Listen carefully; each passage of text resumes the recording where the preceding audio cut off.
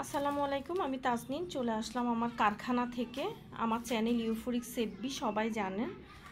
তো আমি মধ্যে আমার ট্রেনিং সেন্টার এবং আমার কারখানার অনেকগুলো ভিডিও দিয়েছি। আর রিসেন্টলি আমি চেষ্টা করছি আমার রান্নাগুলো আপনাদের কাছে শেয়ার করতে, কারণ অনেকেই আমাকে এখন জিজ্ঞেস করেন যে আপু এখন রান্নার ভিডিও দেন না কেন।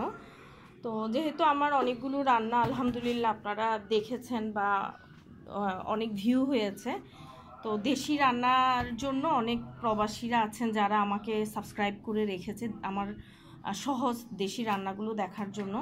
তো এই দায়বদ্ধতা থেকেই আমি এখন রান্না রেগুলার দিব। আর আমার কারখানায় আসার পরে প্রতিদিন আমি চেষ্টা করব আমার কারখানার কিছু ভিডিও দিতে।